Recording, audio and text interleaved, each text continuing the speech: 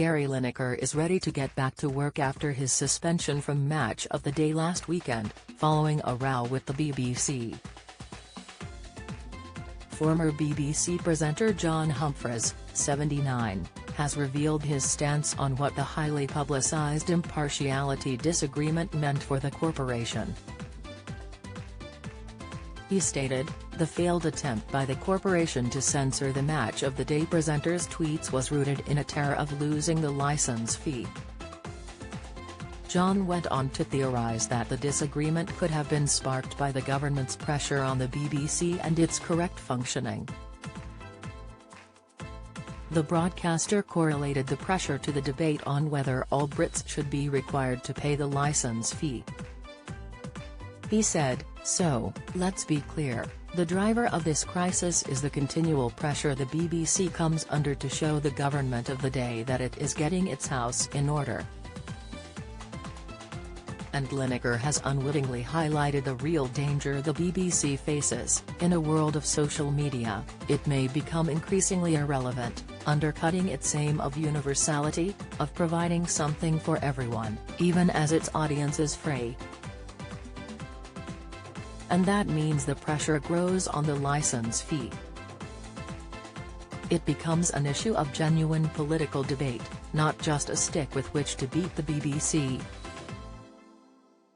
Because if you're not universal, what's the point of making everyone pay? John inquired in a new opinion piece for The Telegraph.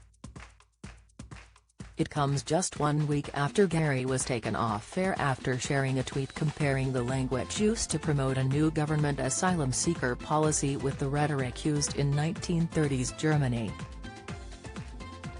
The football pundit was later reinstated, as the BBC issued an apology and shared a plan to review its social media guidelines.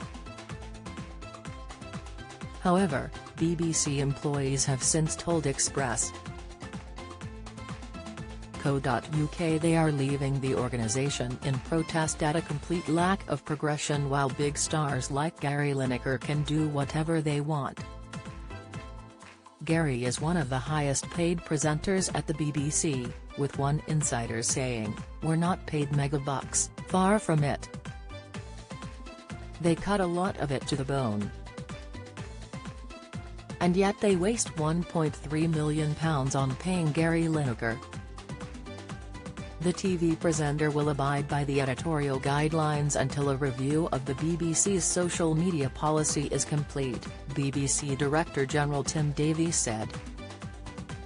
Don't miss The Wire and John Wick star Lance Reddick has died at home. Latest Amy Nuttall demands divorce from Andrew Buchan as co-star fling ends. Comment Hugh Grant defended by Drew Barrymore over grumpy Ashley Graham chat. Opinion: everyone recognizes this has been a difficult period for staff, contributors, presenters and, most importantly, our audiences, Tim added. I apologize for this. The potential confusion caused by the grey areas of the BBC's social media guidance that was introduced in 2020 is recognised. I want to get matters resolved and our sports content back on air. Gary announced his mocked return to his Twitter followers on Monday, writing, "After a surreal few days, I'm delighted that we have navigated a way through this. I want to thank you all for the incredible support, particularly my colleagues at BBC Sport, for the remarkable show of solidarity. Football is a team game but their backing was overwhelming. I have been presenting sport on the BBC for almost 3 decades and am immeasurably proud to work with the best and fairest broadcaster in the world. I cannot wait to get back in the mod chair on Saturday."